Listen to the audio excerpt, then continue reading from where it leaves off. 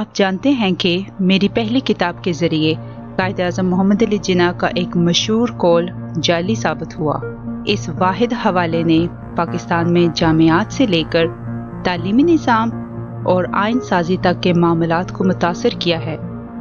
در حقیقت یہ حوالہ پاکستان کی پہلی آئینی اسمبلی کی میٹنگ میں شدید بحث کے دوران استعمال ہوا تھا، جو کہ ملک کے نظریہ کے حوالے سے منعقد کی گئی تھی۔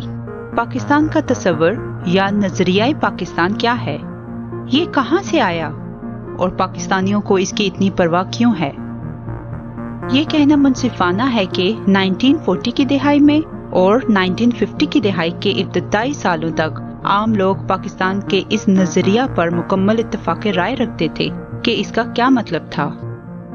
چنانچہ آئیے اس ابتدائی دور کے عوام کی غالب اکثریت کے مطابق نظریہ پاکستان کا خاکہ پیش کرتے ہوئے شروع کریں۔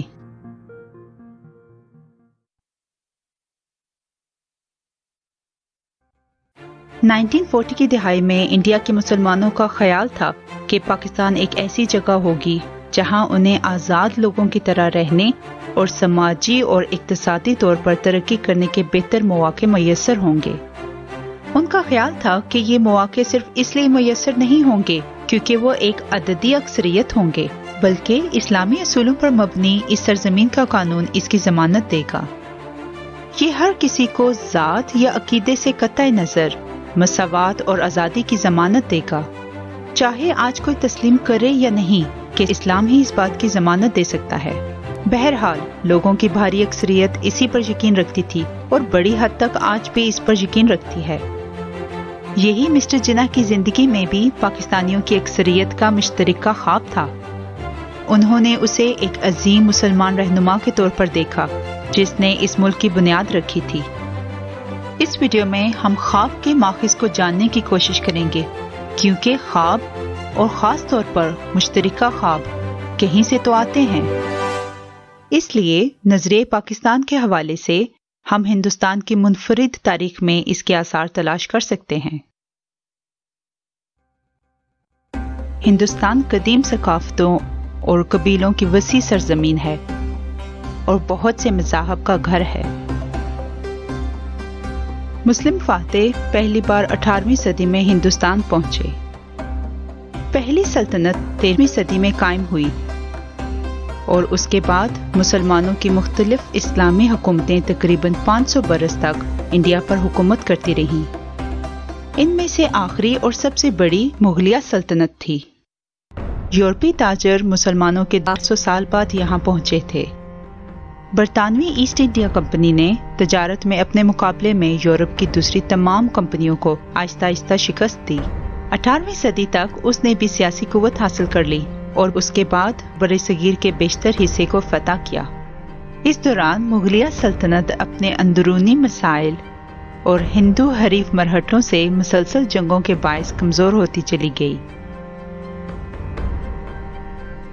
نئے برطانوی حکمرانوں کے مذہبی اور نسلی تعصب نے ہندوستانیوں کے دلوں میں نفرت پیدا کر دی۔ 1857 میں ہندوؤں اور مسلمانوں نے مل کر انگریزوں کے خلاف لڑنے اور مغلیہ سلطنت کو بچانے کی کوشش کی، لیکن وہ ناکام رہے اور یوں مغل اور مرہٹا دونوں سلطنتیں تباہ ہو گئیں۔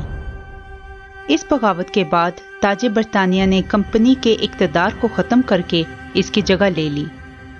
برٹش راج کا آغاز 1858 میں ہوا۔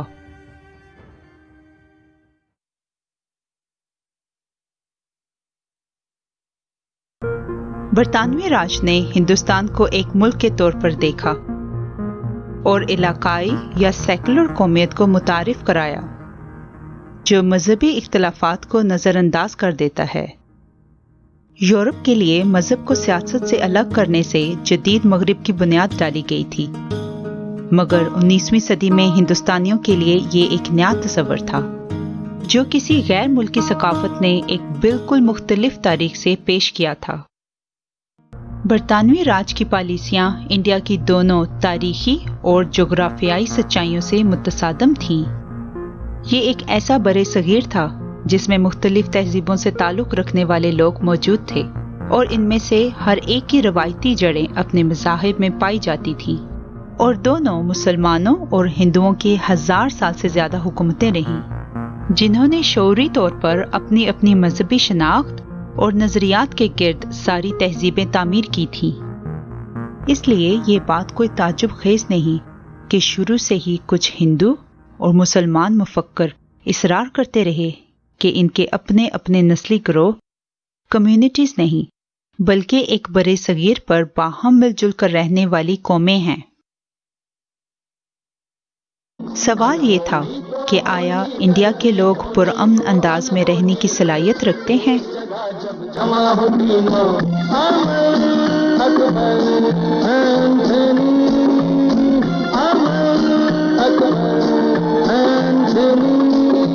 ہو سکتا ہے کہ ہندوستانیوں نے اس پر اختلاف کیا ہو کہ وہ ایک قوم کو تشکیل دے سکتے ہیں یا نہیں، لیکن وہ سبھی برطانوی راج کے اندر بہتر حقوق اور جائز سیاسی طاقت کا ایک حصہ حاصل کرنا چاہتے تھے۔ انڈین نیشنل کانگریس 1885 میں ابتدائی طور پر اسی مقصد کے لیے تشکیل دی گئی تھی، لیکن بعد میں اس نے اپنے مقاصد کو تبدیل کرتے ہوئے مکمل آزادی کے لیے جدوجہد کی۔ کانگریس نے سیکولر نظریات سے تحریک پا کر دعویٰ کیا کہ وہ تمام بھارتیوں کی نمائندگی کرتی ہے، لیکن کچھ اقلیتی لیڈروں نے یہ محسوس کیا کہ کانگریس صرف اعلیٰ ذات کے ہندوؤں کی نمائندگی کرتی ہے اور تمام ہندوستانیوں کی مناسب نمائندگی نہیں کر سکتی۔ یہی وجہ ہے کہ آل انڈیا مسلم لیگ اور پسماندہ ذاتوں کی فیڈریشن کو اپنی برادریوں کے سیاسی حقوق کے لیے کھڑا ہونے کے لیے تشکیل دیا گیا تھا۔ 1920 کے بعد جب آزادی کی تحریک میں تیزی آئی تو ان جماعتوں نے اپنی اپنی برادریوں کے لیے ایک آزاد انڈیا میں محفوظ پناہ گاہ حاصل کرنے کی کوششوں پر توجہ مرکوز کر دی۔ جب کانگریس انگریزوں سے آزادی حاصل کرنے کی جنگ لڑ رہی تھی تو برطانوی نوآبادیاتی تصورات سے بھی فائدہ اٹھا رہی تھی۔ کانگریس چاہتی تھی کہ لوگ اکھنڈ بھارت کے طور پر متحد ہو جائیں، لیکن وہاں اس قسم کے مقاصد حاصل کرنا مشکل ہوتا ہے جہاں لوگوں کی اکثریت انتہائی غریب، ناخواندہ اور سماجی طور پر پسماندہ ہو۔ مختلف طبقہ کی برادریوں کے ایک ساتھ مل جل کر رہنے کے باوجود ذات پات کے اس صدیوں پرانے نظام کے تحت لوگ سماجی اور اقتصادی طور پر تقسیم ہو کر رہ گئے۔ اس پر طرفہ تماشا یہ کہ ہندو قوم پرستوں میں ہندویتا نامی ہندو انتہائی پسند طبقہ فرقہ وارانہ کشیدگی کو بڑھانے میں کردار ادا کر رہی تھی۔ ہندو مت تحریک نے ماضی کی ہندو سلطنتوں سے جزوی طور پر متاثر ہو کر برے صغیر میں دوسری قومی شناختوں کو زیر کرنا تھا تاکہ خالصتاً ایک ہندو انڈیا تخلیق کیا جا سکے۔ اس دوران مسلمان اپنے اور انڈیا دونوں کے لیے لڑ رہے تھے۔ اصطلاحی مفہوم میں اقلیت ہونے کے باوجود انہوں نے ایک آزاد انڈیا میں طاقت کے مساوی حصے کے لیے مذاکرات کی کوشش کی، لیکن 1930 کی دہائی کے وسط تک مسلمان خود کو زیادہ غیر محفوظ محسوس کرنے لگے۔ ان کے رہنما ان کے مطلوبہ آئینی تحفظ حاصل کرنے میں ناکام رہے۔ مسلمانوں اور دیگر اقلیتی گروہوں نے سماجی امتیاز کو فروغ دینے اور شہری بے چینی پیدا کرنے کا ذمہ دار ذات پات کے نظام کو اور انتہا پسند ہندوؤں کو ٹھہرایا۔ 1940 تک مسلمانوں نے آخرکار اقلیتی لیبل کو مسترد کر کے خود کو ایک قوم قرار دے دیا اور یہیں سے تحریک پاکستان کا آغاز ہوا۔ اس دو قومی نظریے کے علمدار اور عظیم قائد محمد علی جناح تھے۔ انہوں نے کانگریس پر الزام لگایا کہ اس نے برطانوی نوآبادیاتی ماڈل کو جمہوری طرز کا بتا کر دھوکہ دیا ہے۔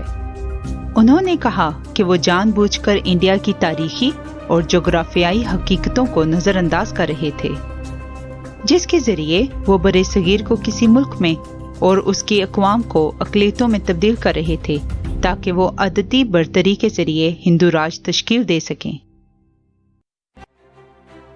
انہوں نے یہ بھی دلیل پیش کی کہ پورے برے صغیر کو آزادی دلانے اور ہندوستان کے شہری بحران کا خاتمہ کرنے کا واحد راستہ یہ ہے کہ ہر کسی کو یہ تسلیم کرنا چاہیے کہ مسلمان اقلیت نہیں بلکہ ایک قوم ہیں، اور اگر وہ چاہیں تو انہیں اپنے ملک کے قیام کی اجازت دی جائے۔ नजरे पाकिस्तान ने बहरहाल इंडिया के मुसलमानों को मुतासिर करना था। बरे सगीर में उनकी तारीख, तजर्बा और रूहानी नुक्ते नज़र से भी ये बात सच साबित हुई। उन्होंने एक ऐसे मुल्क का ख्वाब देखा जो तमाम शहरियों को आज़ादी और मसावात की पेशकश करे और जो इस्लामी कदरों पर मबनी हो। और सबसे अहम बात यह है कि वो समझते थे कि पाकिस्तान में वो अपनी तकदीर खुद बनाएंगे। ये उनका मुश्तरका ख्वाब था।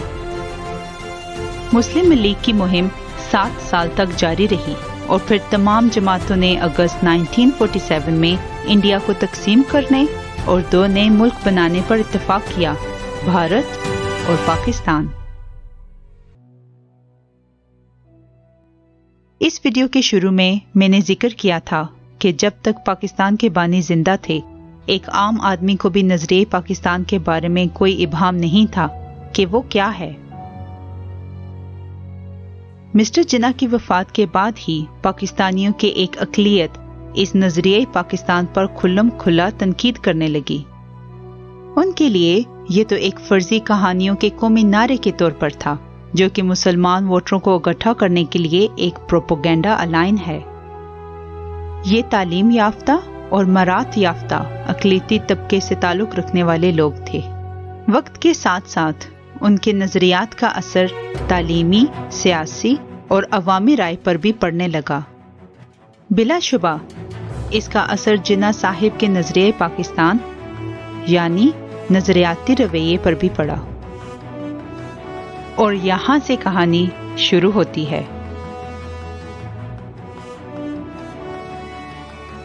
अपनी अगली वीडियो में हम पाकिस्तान के इस अक़लियती तबका के नुक्ते नज़र के बारे में भी बात करेंगे और बहस में शामिल इन मरकजी ग्रोहों से मुतारिफ भी करवाएंगे और बताएंगे कि सेकुलर जिन्ना पर बहस का आगाज किस तरह हुआ और फिर दौरान बहस ये दलील कैसे यकसर तब्दील हो गई और उससे भी ज्यादा ताकतवर हो गई, जहां जस्टिस मुनीर के फर्जी हवाले को मुतारिफ करवाया गया था।